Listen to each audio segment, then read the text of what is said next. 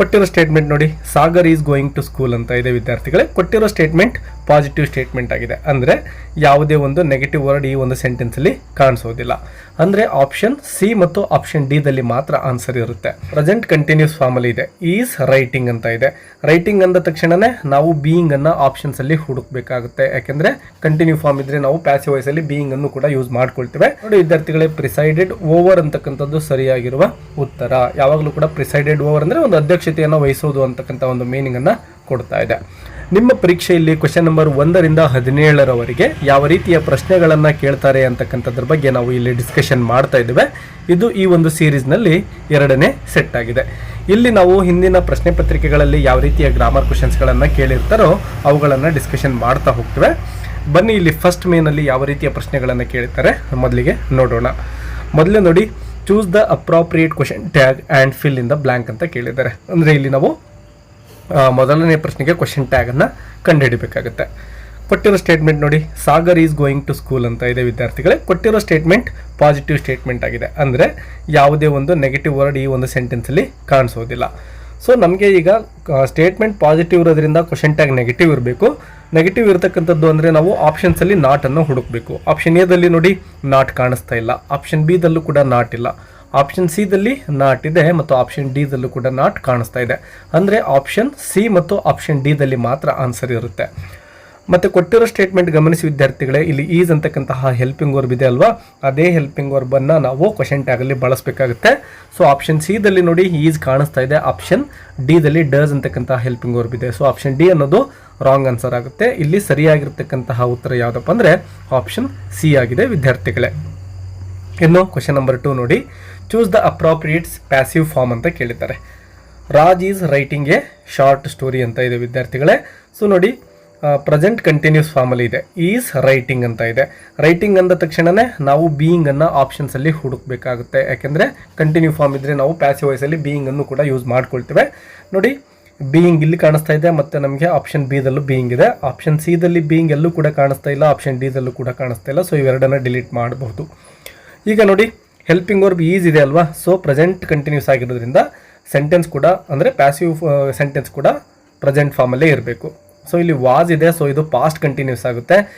ನಮಗೆ ಬೇಕಾಗಿರ್ತಕ್ಕಂಥದ್ದು ಇಲ್ಲಿ ಈಸ್ ಇದೆ ನೋಡಿ, ಆಪ್ಷನ್ ಬಿ ಅನ್ನೋದೇ ಸರಿಯಾಗಿರ್ತಕ್ಕಂತಹ ಉತ್ತರ.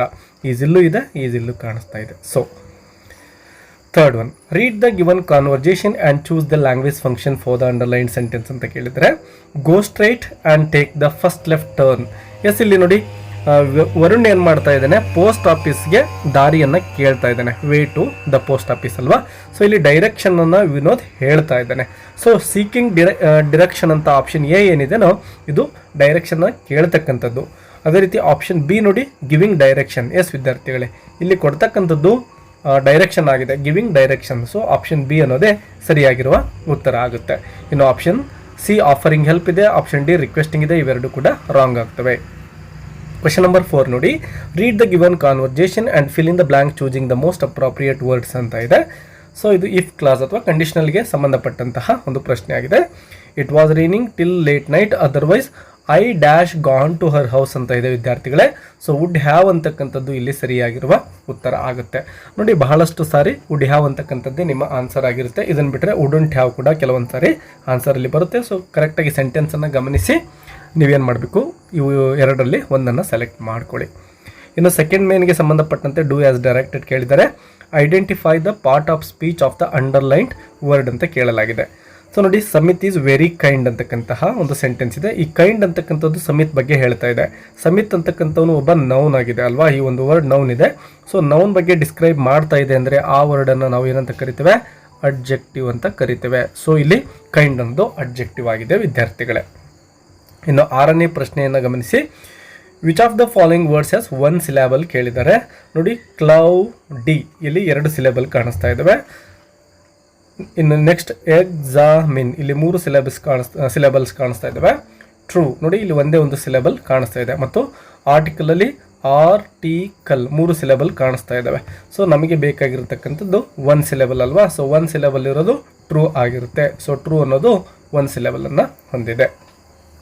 7th question, combine the word in column A with its collocative word in column B ಅಂತ ಕೇಳಿದರೆ ಸನ್ ಇದೆ ವಿದ್ಯಾರ್ಥಿಗಳೇ. ನೋಡಿ, ಸನ್ ಫ್ಲವರ್ ಅಂತಕ್ಕಂಥದ್ದು ಸರಿಯಾಗಿರ್ತಕ್ಕಂತಹ ಒಂದು ಕರೆಕ್ಟ್ ಆಗಿರೋ ಕಾಲಕೇಟಿವ್ ವರ್ಡ್ ಆಗಿದೆ.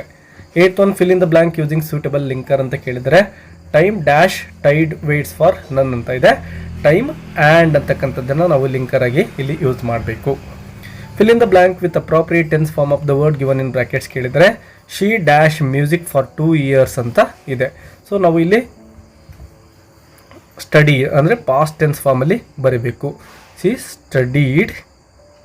ಸ್ಟಡೀಡ್ ಅಂತಕ್ಕಂಥದ್ದು ಸರಿಯಾಗಿರುವ ಉತ್ತರ. Fill in the blank using the correct article ಕೇಳಿದರೆ ನೆಕ್ಸ್ಟ್ ಇಟ್ ವಾಸ್ ಈವೆಂಟ್ಫುಲ್ ಅಂತ ಇದೆ ನೋಡಿ ವಿದ್ಯಾರ್ಥಿಗಳೇ. ನಾವು ಈ ವರ್ಡನ್ನು ಪ್ರೊನೌನ್ಸಿಯೇಷನ್ ಮಾಡಿದಾಗ ಈವೆಂಟ್ ನೋಡಿ, ಈ ಅಂತಕ್ಕಂಥದ್ದು ಏನಿದೆನೋ ಇದು ವವೆಲ್ ಸೌಂಡ್ ಆಗಿರೋದ್ರಿಂದ ನಾವು ಇಲ್ಲಿ ಆ್ಯನ್ ಅನ್ನು ಬಳಸಬೇಕು. It was an eventful day ಅಂತ ಆಗುತ್ತೆ. ಕ್ವಶನ್ ನಂಬರ್ 11 ನೋಡಿ, fill in the blank with appropriate preposition ಕೇಳಿದರೆ the headmaster presided dash the meeting ಅಂತ ಇದೆ. ನೋಡಿ ವಿದ್ಯಾರ್ಥಿಗಳೇ, ಪ್ರಿಸೈಡೆಡ್ ಓವರ್ ಅಂತಕ್ಕಂಥದ್ದು ಸರಿಯಾಗಿರುವ ಉತ್ತರ. ಯಾವಾಗಲೂ ಕೂಡ ಪ್ರಿಸೈಡೆಡ್ ಓವರ್ ಅಂದರೆ ಒಂದು ಅಧ್ಯಕ್ಷತೆಯನ್ನು ವಹಿಸೋದು ಅಂತಕ್ಕಂಥ ಒಂದು ಮೀನಿಂಗನ್ನು ಕೊಡ್ತಾ ಇದೆ. Write the correct form of the word given in bracket ಕೇಳಿದರೆ the level of dash is high in recent years ಅಂತ ಕೇಳಿದರೆ ಸೊ ಈ ಒಂದು ವರ್ಡ್ಗೆ ನಾವು ಒಂದು ಸೂಟಬಲ್ ಸಫಿಕ್ಸನ್ನು ಸೇರಿಸಬೇಕು ವಿದ್ಯಾರ್ಥಿಗಳೇ. ಪೊಲ್ಯೂಷನ್ ಅಂತಕ್ಕಂತಹ ವರ್ಡನ್ನು ನಾವು ಇಲ್ಲಿ ಬರೀಬೇಕಾಗುತ್ತೆ. ಪೊಲ್ಯೂಟ್ ಇರೋದು ಪೊಲ್ಯೂಷನ್ ಆಗುತ್ತೆ. ಇನ್ನು ಕ್ಲಿಯರ್ ಅಂತಕ್ಕಂಥದ್ದನ್ನು ವರ್ಬ್ ಆಗಿ ಯೂಸ್ ಮಾಡಿ ಅಂತ 13ನೇ ಪ್ರಶ್ನೆಯಲ್ಲಿ ಕೇಳಿದ್ದಾರೆ. ಸೊ ನೋಡಿ, ಕ್ಲಿಯರ್ ಅಂದರೆ ನಾವು ಇದನ್ನು ಮೊದಲಿಗೆ ಏನು ಮಾಡ್ಬೋದು, ಐ ಆಮ್ ಅಂತ ನಾವು ಯಾವುದೇ ಒಂದು ಸೆಂಟೆನ್ಸ್ಗೆ ಈ ರೀತಿ ಸೇರಿಸ್ಕೊಂಡು ವರ್ಬನ್ನು ಬರಿಬೋದು ಸಿಂಪಲ್ಲಾಗಿ. ನಾನು ನಿಮಗೆ ಈ ಒಂದು ಕ್ಲೂವನ್ನು ಆವಾಗವಾಗ ಕೊಡ್ತಾನೆ ಇರ್ತೇನೆ. I am clearing my friends doubt ಅಂತ ಇಲ್ಲಿ ಬರಿಬಹುದು. ನನ್ನ ಗೆಳೆಯನ ಡೌಟನ್ನು ನಾನು ಕ್ಲಿಯರ್ ಮಾಡ್ತಾ ಇದ್ದೇನೆ ಅಂತ ಈ ರೀತಿ ಸಿಂಪಲ್ಲಾಗಿ ನೀವು ಒಂದು ವರ್ಬ್ ಸೆಂಟೆನ್ಸನ್ನು ಬರಿಬೋದು. ನೋಡಿ, ಇದ್ರ ಜೊತೆಗೆ the police is clearing the traffic ಈ ರೀತಿಯೂ ಕೂಡ ನೀವು ಬರಿಬಹುದು.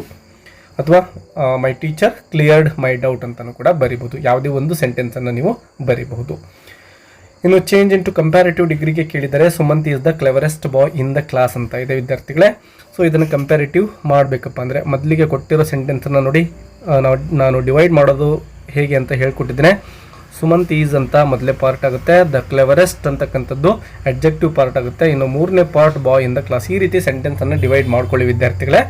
ಸೂಪರ್ಲೇಟಿವ್ ಸೆಂಟೆನ್ಸ್ ಕೊಟ್ಟಿದ್ರೆ ಅದನ್ನು ಕಂಪ್ಯಾರಿಟಿವ್ ಮಾಡಲಿಕ್ಕೆ ಕೇಳಿದರೆ ಈಗೇನು ಮಾಡೋದು ಗೊತ್ತಾ, ಮೊದಲನೇ ಪಾರ್ಟನ್ನು ಆ್ಯಸ್ ಇಟ್ ಈಸ್ ಬರ್ಕೋಬಹುದು. ನೋಡಿ, ಕರೆಕ್ಟಾಗಿ ಈ ಒಂದು ಸ್ಟೆಪ್ಸನ್ನು ಫಾಲೋ ಮಾಡಿ ನಿಮಗೆ ಈ ಒಂದು ಡಿಗ್ರೀಸ್ ಆಫ್ ಕಂಪ್ಯಾರಿಸನ್ ಈಸಿ ಆಗುತ್ತೆ. ಸುಮಂತ್ ಈಸ್ ಅಂತ ಆಯಿತು. ಈಗ ನೋಡಿ, ಎರಡನೇದೇನಿದೆನೋ ಅಡ್ಜೆಕ್ಟಿವ್ ಪಾರ್ಟ್ ಇದೆ, ಇದರ ಒಂದು ಕಂಪ್ಯಾರಿಟಿವ್ ಫಾರ್ಮ್ ಬರೀಬೇಕು ನಾವು.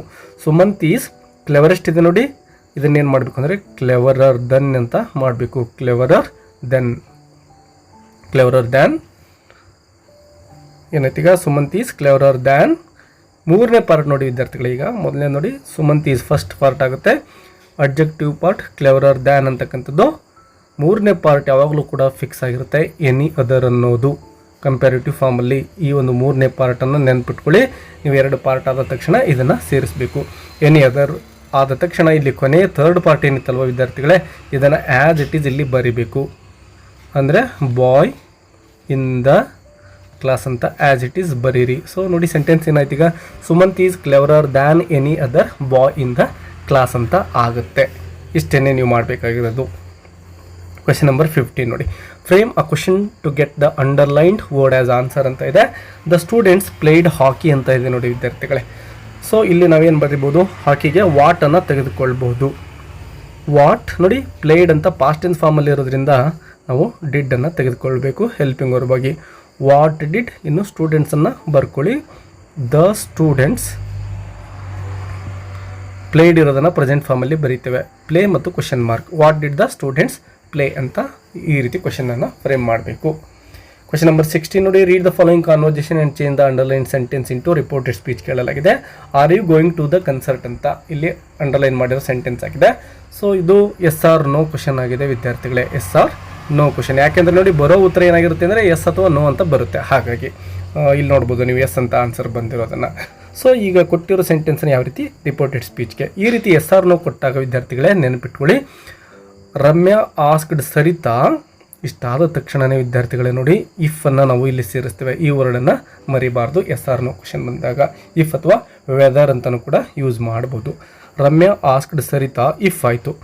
ಇನ್ನು ನೋಡಿ ವಿದ್ಯಾರ್ಥಿಗಳೇ, ಈ ಯು ಮತ್ತು ಆರ್ಗಳನ್ನು ಎಕ್ಸ್ಚೇಂಜ್ ಮಾಡ್ಕೋಬೇಕು. ಅಂದರೆ ಯು ಅನ್ನೋದು ಫಸ್ಟ್ ಬರುತ್ತೆ, ಆರ್ ಅನ್ನೋದು ನೆಕ್ಸ್ಟ್ ಹೋಗುತ್ತೆ. ಈಗ ಯುಗೆ ನಾವು ಸೂಟಬಲ್ ಪ್ರೊನೌನ್ ಫಾರ್ಮ್ ಶೀಯನ್ನು ಬಳಸಬೇಕು. ಇಫ್ ಶಿ ಆಯಿತು. ಆರ್ ಇರೋದಕ್ಕೆ ನಾವು ಪಾಸ್ಟ್ ಫಾರ್ಮ್ಗೆ ಸಿಂಗ್ಯುಲರ್ ಆಗಿ ಬಳಸಬೇಕು, ವಾಸ್ ಅಂತ ಆಗುತ್ತೆ. ಯಾಕೆಂದರೆ ಇಲ್ಲಿ ಸಿಂಗ್ಯುಲರ್ ಸಬ್ಜೆಕ್ಟ್ ಇರೋದ್ರಿಂದ. ಇಫ್ ಶಿ ವಾಸ್ ಗೋಯಿಂಗ್, ನೋಡಿ ಮುಂದಿರೋದನ್ನು ಏನು ಚೇಂಜ್ ಮಾಡೋ ಹಾಗಿಲ್ಲ, ಆ್ಯಸ್ ಇಟ್ ಈಸ್ ಬರಿತಾ ಇದ್ದೇವೆ. ಗೋಯಿಂಗ್ ಟು ದ ಕನ್ಸರ್ಟ್ ಅಂಥೇಳಿ ಬರಿತೇವೆ. ಸೊ ಆನ್ಸರ್ ಏನಂತ ನೋಡಿ, Ramya asked Saritha if she was going to the concert ಅಂತೇಳಿ. ಇನ್ನು ಕ್ವೆಶನ್ ನಂಬರ್ 17 ಅಂದರೆ ಥರ್ಡ್ ಮೇನಲ್ಲಿ ಏನು ಕೇಳಿರ್ತಾರೆ ನೋಡಿ, 2 ಎರರ್ಸ್ ಇರ್ತವೆ. ನೀವು ಏನು ಮಾಡಬೇಕು, ಆ ಎರರ್ಸನ್ನು ಫೈಂಡ್ ಮಾಡಿ ಅವುಗಳನ್ನು ಸರಿಪಡಿಸಿ ಆ ಪ್ಯಾರಾಗ್ರಾಫನ್ನು ಮತ್ತೊಂದು ಸಾರಿ ಆನ್ಸರ್ ಬುಕ್ಲೆಟ್ಲಿ ಬರಿಬೇಕಾಗುತ್ತೆ. ಇಲ್ಲಿ ನೋಡಿ ಏನು ಎರರ್ಸ್ ಕೊಟ್ಟಿದ್ದಾರೆ ನೋಡೋಣ. ಪ್ಲೂರಲ್ ಟು ಬಿ ಯೂಸ್ಡ್ ಅಂದರೆ ಯಾವುದೋ ಒಂದು ಸಿಂಗ್ಯುಲರ್ ಇದೆ, ಅದನ್ನು ಪ್ಲೂರಲ್ ಮಾಡಬೇಕು. Adverbial form to be used. Adverbial form ಅಂದ ತಕ್ಷಣ ನೆನಪಿರಲಿ ನಿಮಗೆ, ಯಾವುದೋ ವರ್ಡ್ಗೆ ಒಂದು ಎಲ್ವೈಯನ್ನು ಸೇರಿಸಬೇಕಾಗಿರುತ್ತೆ. ನಾವು ಮೊದಲಿಗೆ ನೋಡೋಣ ಪ್ಲೂರಲ್ ಟು ಬಿ ಯೂಸ್ಡ್ ಯಾವುದು ಅಂತ. All these women. ವಿದ್ಯಾರ್ಥಿಗಳೇ ಇಲ್ಲಿ ಗಮನಿಸಬಹುದು ನೀವು, ವುಮೆನ್ ಅಂತಕ್ಕಂಥದ್ದು ಸಿಂಗ್ಯುಲರ್ ಆಗಿದೆ. ನಾವು ಇದನ್ನು ಪ್ಲೂರಲ್ ಆಗಿ ಮಾಡಬೇಕಾಗುತ್ತೆ. ಯಾಕೆಂದರೆ ನೋಡಿ ಆಲ್ ದೀಸ್ ಅನ್ನೋದು ಪ್ಲೂರಲಲ್ಲಿ ಕಾಣಿಸ್ತಾ ಇದೆ. ವುಮೆನ್ ಅಂದರೆ ನಮಗೆ ರಾಂಗ್ ಆಗುತ್ತೆ. ಸೊ ಇಲ್ಲಿ ಪ್ಲೂರಲ್ ಟು ಬಿ ಯೂಸ್ಡ್ಗೆ ವುಮೆನ್ ಇರೋದನ್ನು ವುಮೆನ್ಸ್ ಅಂತ ಮಾಡೋ ಹಾಗಿಲ್ಲ, ನಾವೇನು ಮಾಡಬೇಕು, ವುಮೆನ್ ಅಂತ ಮಾಡ್ತೇವೆ. ನೋಡಿ ಎ ಇರೋದನ್ನು ಇ ಅಂತ ಮಾಡಿ ಬರೀಬೇಕು. ಇನ್ನು adverbial form to be use ನೋಡೋಣ. Many more who lived in huts and hamlets rose above their ordinary selves and fought silent for the freedom of our country. ವಿದ್ಯಾರ್ಥಿಗಳು ನೋಡಿ ಸೈಲೆಂಟ್ ಇದೆ, ಈ ಒಂದು ಸೈಲೆಂಟ್ ಇರೋದನ್ನು ಸೈಲೆಂಟ್ಲಿ ಅಂತ ಬರಿಬೇಕಾಗುತ್ತೆ. ಸೊ ಇವೆರಡೂ ವರ್ಡನ್ನು ಸರಿಪಡಿಸಿ ನೀವೇನು ಮಾಡಬೇಕು ಅಂದರೆ ಈ ಎರಡೂ ಸೆಂಟೆನ್ಸ್ಗಳನ್ನು ನಿಮ್ಮ ಆನ್ಸರ್ ಬುಕ್ಲೆಟಲ್ಲಿ ಮತ್ತೊಂದು ಸರಿಯಾಗಿ ಬರೀರಿ. ಮತ್ತು ಈ ಎರಡು ವರ್ಡ್ಸ್ಗಳಿಗೆ ಅಂಡರ್ಲೈನ್ ಮಾಡೋದನ್ನು ಮರೆಯೋಕ್ಕೆ ಹೋಗಬೇಡಿ, ಅಂದರೆ ವ್ಯಾಲ್ಯೂಯೇಟರ್ಸ್ಗೆ ಈಸಿ ಆಗುತ್ತೆ. ವಿದ್ಯಾರ್ಥಿಗಳೇ, ಈ ವಿಡಿಯೋ ನಿಮಗೆ ಹೆಲ್ಪ್ಫುಲ್ ಅನಿಸಿದರೆ ಒಂದು ಲೈಕ್ ಕೊಡೋದನ್ನು ಮರಿಬೇಡಿ. ಯಾವುದಾದ್ರೂ ಡೌಟ್ಸ್ಗಳಿದ್ದರೆ ಕಮೆಂಟ್ ಬಾಕ್ಸಲ್ಲಿ ಕಮೆಂಟ್ ಮಾಡಿ. ಮುಂದಿನ ವಿಡಿಯೋದಲ್ಲಿ ಮತ್ತೆ ಸಿಗೋಣ. ಟೇಕ್ ಕೇರ್, ಕೀಪ್ ಲರ್ನಿಂಗ್, ಬಾಯ್.